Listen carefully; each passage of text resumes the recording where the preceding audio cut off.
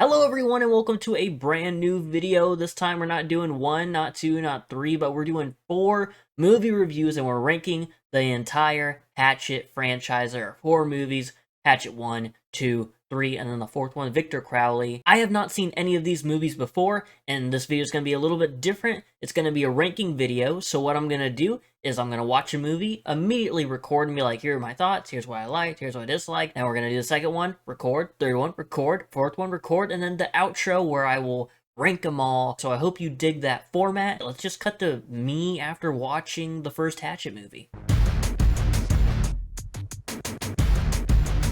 Boy oh boy, is that thing a gore fest. A lot of brutal kills. I'm going to start off with the positives. Victor Crowley, cool killer, plus he's played by Kane Hodder, which love Kane Hodder. Just great at stunts and playing big, like, monstrous guys, so you gotta love it. Also, Robert Englund and Tony Todd make cameos in this movie as well, so you're getting all the horror icons in one place, which is nice. The big thing about this movie, I would say, though, is that it's, like, simple, straight to the point, group of people in an unfortunate situation, getting killed off one by one. We get from point A to point B in about an hour and 20 minutes, which depending on what kind of movies you like, that might really work for you, or, you know, it might not work for you. One of the main things I was thinking about throughout the movie is that there weren't any, like, really boring parts. Everything just kind of continuously keeps going. They don't drag on things for too long, unless that's kind of like a bit they're going for. But towards the end, they kind of have to fill in for time, I guess. So it's kind of understandable when characters are, like, stalling for a bit. I knew there was going to be some gore. I knew there was going to be some probably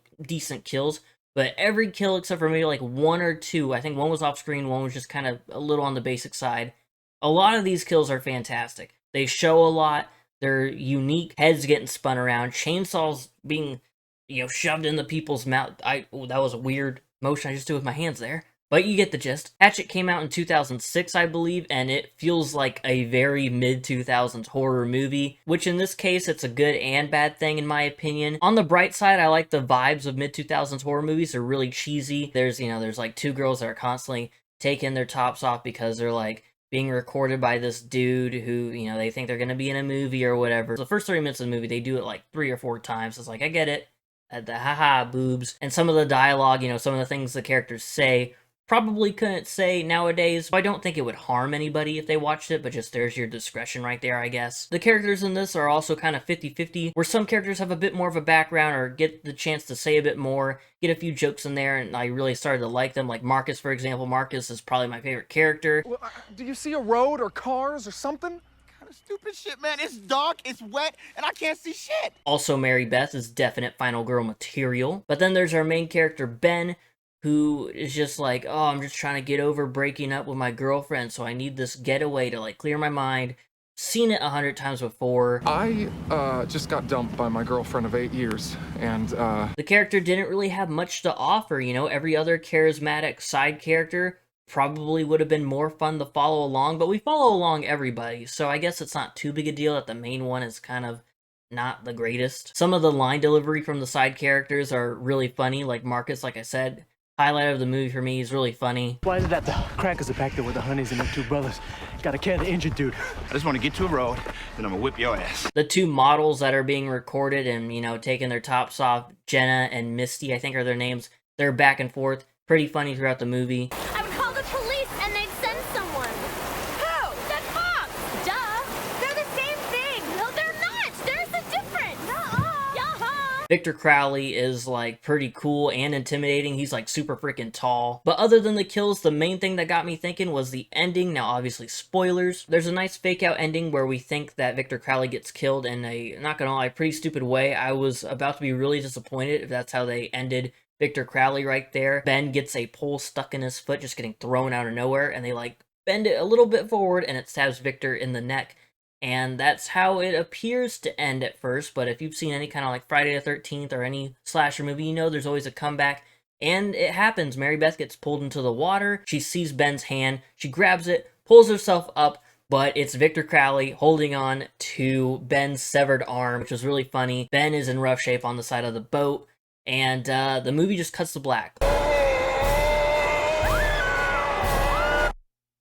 She's probably dead. I do really like that ending, but at the same time, I kind of wish there was a bit more of a definitive ending. Like, I wish Mary Beth straight up, like, got killed in a great, Like, holy crap, she was supposed to be this final girl. She was supposed to make it with Ben. Overall, I would say I really did enjoy Hatchet. For a short, straight to the point, deformed guy slashing people up in the swamp area. Pretty cool stuff. All in an hour and 20 minutes, we got his backstory. We got a lot of cool kills. There's a good chance that this could end up being number 1 in the final ranking, but we could always go up. I'm hoping that we go up, or at least remain in a straight line, going consistent. The kills are really brutal and amazing in this. And I really hope if the stories aren't that strong, they can throw in some great gore and kills in the second, third, and fourth one, but we're just gonna have to wait and see. So let's cut to me watching Hatchet 2. I thought this was another solid addition to the franchise. It is a movie in 2 parts. There is a lot of talking the first 40 to like an hour of the movie. It's really the last 20-25 minutes where stuff actually is happening, action and killing wise. I actually enjoyed the talking quite a bit because it allowed for more character building, which is what the first movie was kind of lacking, in replace of like long drawn out final moments where like Victor Crowley is killing people. We got introduced to more of the townsfolk, some of the hunters, that Reverend Zombie, Tony Todd, he's back, which that's another plus. He's rallying up a troop to go back to the swamp the next night and go hunt that sucker down. Our main character in this, besides Tony Todd, is Mary Beth, who is now played by Danielle Harris, which she's in some of the Halloween movies. I would consider her a horror icon. I love Danielle Harris, so even though recasting can be a little tricky sometimes, I'm totally fine with it. She does great in this as well. She cries a lot, but can you really blame her? I mean, I'd be crying my eyes out too if my brother and dad were killed. Now, Hatchet 2 picks up right where Hatchet 1 left off. I said I wasn't a fan of the abrupt ending for the most part, but it picks up like immediately. The cut to black in part 1 immediately continues in part 2. They're struggling on the boat. Mary Beth is able to get away from Victor Crowley, and that's who we follow along for the rest of the movie. Hatchet 2 is definitely an interesting one for me, because there are some parts of it that I like more, and I wish part 1 did a better job of doing, like I said, character building, but I don't know, the feeling wasn't there. Like, there were a lot of cool and interesting kills again, which was by far my favorite part of the first Hatchet movie. And there were many kills, more bodies in this one, so more people to be chopped up. And I'm not sure what it was, but the kills didn't feel as, like, iconic, if that's the best way to put it. Like, the kills were cool, do not get me wrong. There were a lot of cool moments. It just felt like something was missing. All the hunters that Reverend Zombie gathers up, they're all rednecks. You expect them to kind of be, like, a little on the offensive side and be all trashy and stuff, but for the most part, they're all pretty chill. Like, they'll say a couple, like, silly things here and there, but for the most part, they're actually all kind of funny in some ways. So it surprised me that this 2010 horror movie that features a lot of rednecks, for the most part, they were all chill. There's a hunter named Vernon, who is probably the funniest dude in the movie. What you need to do is turn that frown upside down. Oh, thanks, Vernon. Make out with me. What? On this boat in front of all of these people? And speaking of Vernon, Leslie Vernon from Behind the Mask, he gets referenced in there. I lived in this town called Glen Echo. Our ghost story's about this man named Leslie Vernon. And I just watched Behind the Mask like a few days ago, so that was cool. Although I think all the Hatchet movies are like horror/comedy, it feels like this is where we really dive into more comedy with some of the hunters, like I mentioned, Vernon being pretty funny. One of the kills that Victor Crowley gets, he brings out a, like, comically large chainsaw, which I know nothing about cutting down trees, so maybe it's an accurate chainsaw. I didn't know they made them that freaking big. But he has, like, this big-ass chainsaw. He saws 2 people up in half. It's another 50-50 situation for me, because, like, it is silly, and it kind of got a little bit of a smile out of me. But at the same time, the first movie, Victor Crowley, it seemed like he was more serious, and I really like this intimidating badass. And, I mean, you could throw a few jokes in there. Some silly kills. Either way, it works, but also doesn't work entirely for me. But on the bright side, Misty and Jenna, who are a part of the first movie, they make a cameo earlier on. Well, at least I'm not a hermaphrodite. What is a hermaphrodite, darling? A person who has a penis and a vagina. Ew. At the end, there's a pretty freaking cool kill. I don't know how realistic it is. Probably not really. But Tony Todd, he gets his comeuppance because he's trying to get Mary Beth's uncle killed and all that. There's a little twist in there too, where Tony Todd, he's trying to gather up all the people that burned down the Victor Crowley house and ended up causing him to get killed. And it's Mary Beth's father, one of his friends, and his brother. But it turns out his brother died, so the brother that he thinks he brought to Victor Crowley's house is just someone that they just call Uncle Bob. He's not really a brother. That wasn't my real uncle.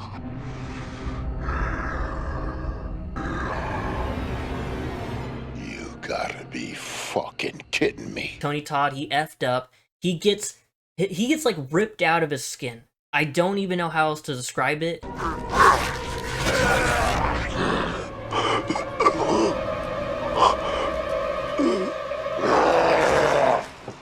Pretty cool final kill, I will say. But again, for the ending, another cut to black. Mary Beth gets the upper hand on Victor, mashing his face in with the hatchet, and then boom, I believe like a shotgun or a rifle to the face. Fuck you!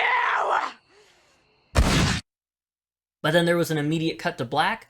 So if the trend continues, the third movie will open up right where we left off. It would be kind of cool. A little consistency never hurt nobody. A lot of fun to be had with Hatchet 2.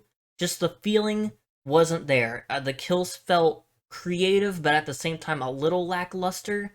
The characters were a bit more fleshed out, but so many of them, you know, kind of spread too thin. But I do think the side characters were cool. I'm in the middle. Like, half of me is like, chill movie, a lot of talking, first 40 minutes or so, just very tame movie. And then the final bit, it doesn't drag out like the final bit of the first Hatchet, but again, not as impactful feelings. So I'm just kind of in between. For now, I think I'll put it under Hatchet 1. So I believe the ranking is now Hatchet 1, then Hatchet 2 in second place. But we'll just have to see how Hatchet 3 is, so cut to me after watching Hatchet 3.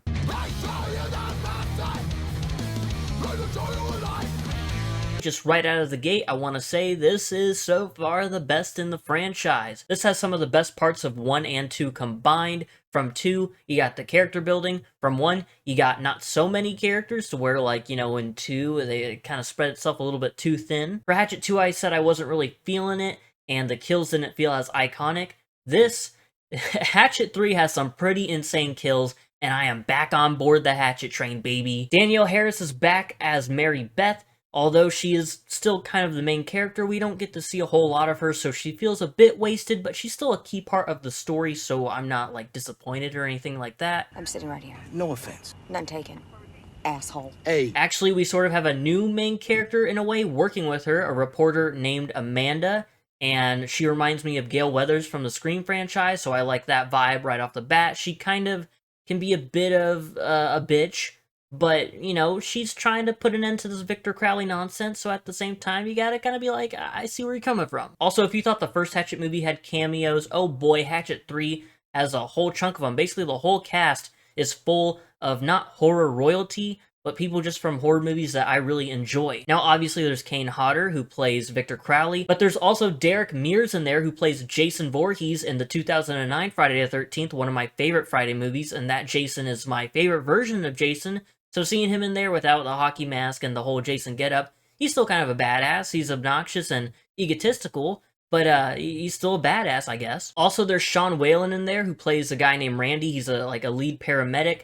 He plays Roach in The People Under the Stairs, which I watched about a month ago. That movie's pretty cool, and Roach was a cool character, so fun to see him in there. And then you also have Sid Hagen there, who is in House of a Thousand Corpses, the whole double reject little trilogy they got going on there. He is a funny, but, like, really racist old guy. He's a crazy old man. But the interactions he has with a deputy and Amanda are honestly a little funny. Show your badge. It's official police business, sir. Who'd you rob this from?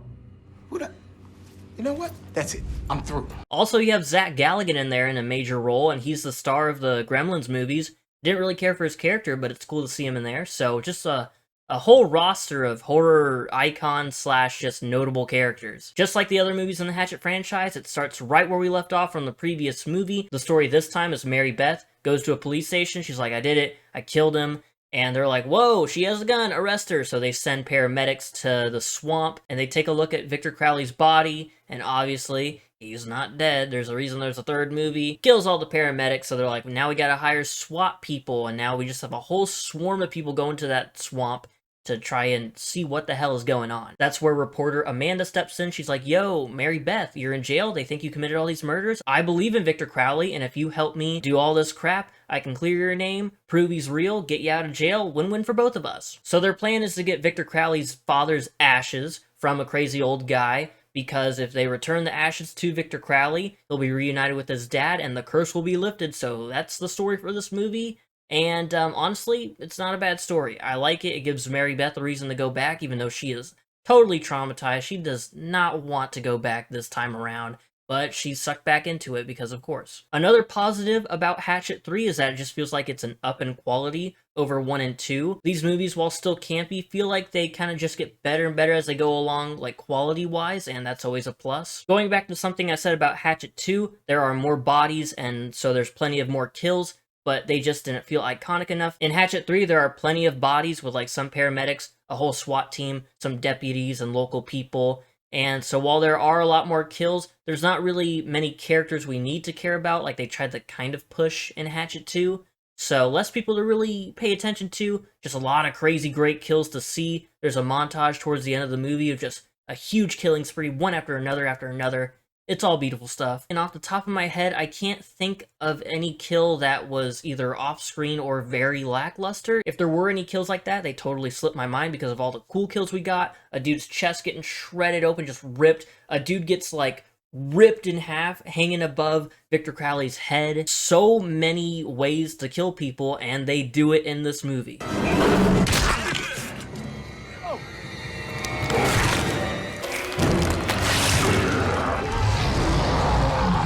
Now going into more spoiler territory, the final moments of this movie are pretty great. They hand the ashes to Victor. It is a deputy, Amanda, and Mary Beth. They're all having their little final showdown. Victor doesn't really dig the whole ashes thing, and the deputy tries to save the day. He shoots him like crazy. He's dead.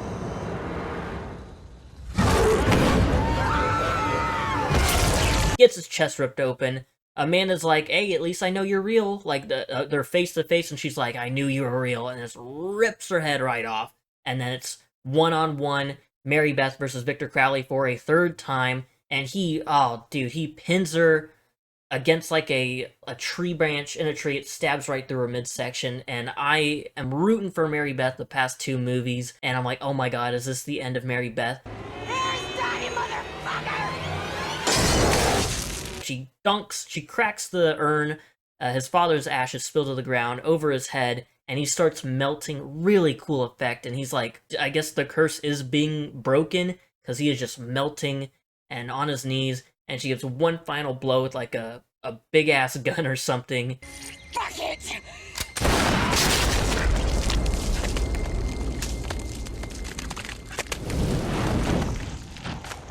And the movie ends with her, like, slowly bleeding from the mouth. She just had a whole-ass branch stuck through her midsection, so she is probably dead, but the last shot we see is, like, her eyes, like, she's still gasping for air, her eyes are opening, so it's like, fingers crossed. I don't know the cast. I try avoiding spoilers for the next movie. I'm hoping she is just at least alive, because I really love her character, and I'm rooting for her. She's a badass. Basically, pretty much nothing but positives for Hatchet 3. The only negative comments I can think of is that towards the end there are very repetitive, stupid decisions. 3 people trapped on a paramedic boat. There's a hole that Victor Crowley, like, chainsawed through. One dude sticks his head out, gets killed. Then there's a lady next to him, immediately is like, I think I could reach for the gun that's by that hole, and there's one dude there who is in all 3 hatchets so far. I'll get to that. He's like, just stay still, don't do it. And of course, she goes for it, gets like shredded, ripped in half or something like that. Just, I know it's a horror movie, but very dumb decision making is always going to be a little bit of a bummer. Now, the guy that was warning her is Perry Shen, who plays Andrew in this movie. In Hatchet 2, he was the brother of the boat driver from Hatchet 1. He is just in all of these movies, and he actually survives. He survives his first Hatchet movie, but he's a different character, but still, I hope he's in the 4th movie, Victor Crowley. Hope he's there. Nice little, like, running gag or running bit, I guess, just recasting him in there. There's also some little Easter eggs throughout this movie. There's, like, a drawn-on smiley face that was on Ben's shirt in Hatchet 1. Then the smiley face was on some dude's hat, I think, in Hatchet 2. And then in this movie, it was, like, drawn on the wall, I think, somewhere. I might be seeing things. And then also the creator of Hatchet, the director of, I want to say, the first 2 movies, Adam Green. He plays a Mardi Gras party guy who's drunk and throwing up. He's in the first one. The second one, he's in jail in the third one. I can only assume he might pop up in the 4th one. And also there's Ben, the main character from the first movie. He appears because this is all happening within the span of like 2 or 3 nights. And he's still pretty messed up in that boat where we saw him last in the first movie. He gets nailed with a hatchet. It's safe to say Ben is probably gone for good, but it was really funny. You gotta be fucking kidding me. Really no complaints about this movie. I do have some high hopes for the fourth movie, Victor Crowley, but it's gonna be pretty tough to beat Hatchet 3, so let's cut to the final movie, Hatchet 4, Victor Crowley. The fourth movie in the Hatchet franchise, I'm not gonna lie, it kinda dipped below typical Hatchet standards. It wasn't bad, wasn't the worst thing I've ever seen. It felt like it was missing a whole lot of something. Now, before I go any deeper, I saw on Reddit that apparently this movie was made for about $400K, a lower budget than usual, and only had like a 2-week filming schedule. So that really sucks. But I will say, for what they had to work with, 2 weeks, not bad. Not a bad job whatsoever. I honestly, applaud, good stuff right there. But that little note aside, Victor Crowley, it feels like it leans more into comedy than Victor Crowley getting a bunch of kills and stuff. He still gets kills, but the characters, I feel, are written a bit more goofy. They're in an interesting situation. A plane crashes where Andrew, one of the survivors from the third movie, he's written a book. He's cashed in on the whole massacre thing and him surviving it, saying he single-handedly took out Victor Crowley, which is not entirely true because, Mary Beth was the one that finally blew that sucker up. But he's back in this movie 10 years after the events in Louisiana took place. Andrew is on a press tour for his book. He gets a gig to go back to the swamp and be interviewed by none other than his ex-wife. Oh, drama. And the plane goes down, crashes in a swamp. These guys that are trying to make a movie about the Victor Crowley situation just so happen to be there as well. And they wanted him for the movie earlier, but hey, same place, same time. So they try to help the survivors of the plane crash. But then, as you can tell, Victor Crowley's on the prowl, and they're stuck in a pretty unfortunate situation, so he is just gonna do what he can. Let's start off with the positives. Some of the characters, honestly pretty funny. Dylan, at first I thought, oh, this wannabe movie star guy is probably gonna get on my nerves. Hey, all right, guess this one. It's me, Christopher Walken. But then I watched him a bit more, him just being a silly goofball character. He really grew on me, so Dylan, shout out to you. You're my goat of this movie. If I break this window and hold the phone out just far enough, I may be able to get a signal. Fucking asshole, that window's open right there. Yeah, but the cell tower's on this side. I know the area, okay? Now, for the group of 3 that are trying to make this Hatchet-related movie, they're shown pretty early on, and it seems like they're gonna kind of be the main trio, them plus Andrew, but really they're not. Early on, the dude and the main girl in that group, they get killed. It's just their friend that actually survives and makes it to the end. I thought she was a certified, oh yeah, you're getting killed probably halfway through or something like that. But yeah, her and Andrew are the only 2 survivors. They make it to the end. One thing the Hatchet franchise loves to do is bring in some cameos. We had Felissa Rose in there. We have Tyler Mane in there at the very beginning. He gets killed off extremely quick. If you don't know Tyler Mane, he is Michael Myers in the 2 Rob Zombie Halloween movies. Great, intimidating Michael Myers right there. But most importantly, we got Q. We have Q from Impractical Jokers. Spoiler, obviously there's spoilers throughout this whole thing, but he dies kind of early on, which sucks, but what are you gonna do? He was tonight's biggest loser, I guess. But more importantly, we're moving on to the kills now. Every single Hatchet movie has great kills. This one was no exception. Felt more like Terrifier-esque kills. There was drawn out, lady spread on the ground, limb by limb getting chopped off. That felt like a Terrifier moment. A lot of head stomping. Victor Crowley loves stomping in people's heads. Tongues hanging out. Greatest kill maybe in the franchise, Felissa Rose. She's leaving the crashed plane. She's in a frenzy. She has her phone. She's trying to call for help. Victor Crowley rips off her arm while she has her phone in her hand, shoves it up and out of her mouth, and the phone is still in her hand, coming out of her mouth. It is so sick. Probably one of the most creative kills I've seen since probably In a Violent Nature or something like that. But very creative kill, very cool kill. Then we also have the situation that our characters are in, a crashed plane. Usually in the Hatchet movies, they're by the swamp. They got room to walk around and separate from one another, but this time in the fourth movie they're trapped in this crashed plane, and it makes for an interesting Hatchet scenario. Not just them walking around in the swamp, they're stuck. While it can get a little boring because they're just stuck in this one location, so not a lot of wiggle room, they make up for it with things happening, people getting stuck, them trying to get cell phone service. I guess that might be where the budget comes into play, so less things like move around and film, I guess. So, if that is the case, then good job with what they had to work with. Now we're sort of moving on to the negatives, and for the Hatchet series, I have been keeping a pros and cons list. Usually there's way more pros and cons. There's like a few cons for each movie. For Victor Crowley, it's about even. You know, I listed all the cameos like, hey, that person showed up. But then for the cons, it'd be like, some characters can be annoying.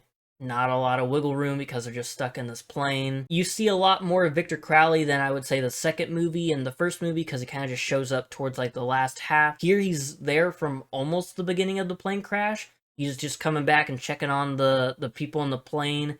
I feel like there wasn't enough use of Victor Crowley, which is crazy to say because he still gets an amazing amount of kills and cool kills, but something fell off about his appearances. However, I would say my biggest complaint about the movie is that I looked at the cast list once I realized what the story was set up to be. Danielle Harris, Mary Beth, I was worried if she survived or not. Hatchet 3, she did, thank God, but she is not in Victor Crowley. She's at the end for like 3 seconds when there's a news report that, oh, he might still be alive.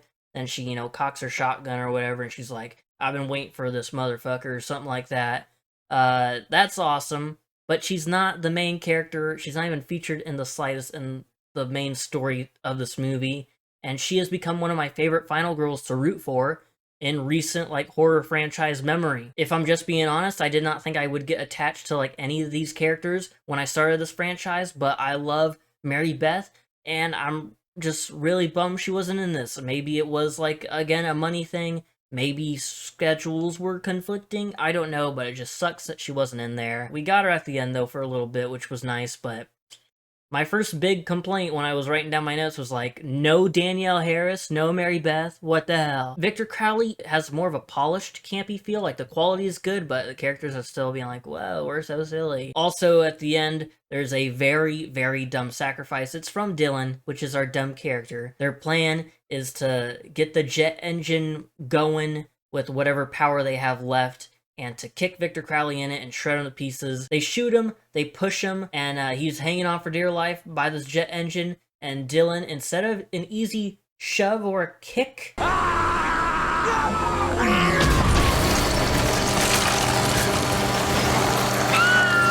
he just straight up spears the man into the jet engine, and both of them get shredded to pieces. Dylan, I know you're the dumb character, but like, any one of the last three that were standing there, they could just use their foot, boom, kick, or a push, or all three of them, a light tackle. I don't know. But yeah, Victor Crowley, while not great, not terrible by any means, I probably could watch this again. I don't know if I will, but I could. So with all that being said, I talked about Hatchet 1, Hatchet 2, Hatchet 3, and Victor Crowley, so it is now time to rank them from worst to best. Coming in at last place at number 4, the movie I just got done talking about, Victor Crowley. Like I said, not great, but it isn't the worst. I think it is still kind of worth a watch. Fun little cameos, silly characters, great kills, like all the movies in the Hatchet franchise. Just something about it did not feel like a proper Hatchet movie. Like I said, it could have been the budget, maybe the more polished camera quality, I guess. Coming in at number 3 is Hatchet 2. It does some things better than Hatchet 1, like character development. There's more bodies, so more kills than the first one, but there also are a lot more people to keep track of. The Redneck Hunters are a chill group, and also you got Tony Todd in there who does a little bit of narration, telling Victor Crowley's backstory. Very chilling, very cool, but the feeling of a Hatchet movie just wasn't there. Did not like it as much as the first one. Thought it was still pretty good, a nice montage of kills, kind of. Just they didn't feel as impactful. But at the end of the day, I would still say that Hatchet 2 is a solid movie. Coming in at number 2 is Hatchet number 1, the first Hatchet movie. Decent characters, not developed a whole ton. Some of them can even be obnoxious at time. One of them was confirmed to be a freaking pedophile in the second movie. And just a bit too sleazy, like it was mid-2000s, but there's like girls taking their tops off every 4 seconds in the first 30 minutes, and I get that was the bit, Misty and Jenna, love those two. Wish they could have been in all 4 movies. The first Hatchet movie is a great introduction to this franchise. It shows so many cool kills. But yeah, other than a few weak characters and especially a kind of bland main character, very solid movie. And at number 1, we have Hatchet 3. It ends the trilogy perfectly. All the characters that we mainly focus on are fun. Again, more horror icon cameos in there. Just a whole lot of fun. I don't think I really have any major or even like middle complaints about Hatchet 3. The only complaints that I have jotted down under the cons list is that one scene dragged on a bit too long, there were a couple of dumb decisions towards the end, and also that I didn't really care for the main sheriff character. He didn't really add a lot. He's just there to be the ex-husband of the reporter Amanda, and just, I don't know. But Hatchet 3, there's a killing spree towards the end, all the SWAT people. You send the whole SWAT team after Victor Crowley, that's going to be a lot of fun. But there's a killing spree that lasts for about 5 minutes. All the kills are quick, but they're just brutal and creative. The more I think about Hatchet 3, not only is it the best Hatchet movie in my opinion, but just as a horror movie in general, I think it's up there for me. I had a lot of investment in the 3rd movie. I had a lot of investment in pretty much all of these. The 4th one is just, oh, it kind of hit a bit of a low to where I just couldn't get into it, but like I said, not bad. So, best Hatchet movie in my opinion is Hatchet 3, ends the trilogy nicely, but I have seen that Adam Green is thinking about developing a 5th one. Maybe it's already in development, maybe it's working towards there. I know I'll be seated for a 5th Hatchet movie. These are a lot of fun, regardless of how silly they can be. Thank you for watching. That is my ranking, those are my reviews, rundown, whatever the hell you want to say. My first franchise covered, yay! Hope you enjoyed, and I'll see you in the next video, whatever that may be. Goodbye.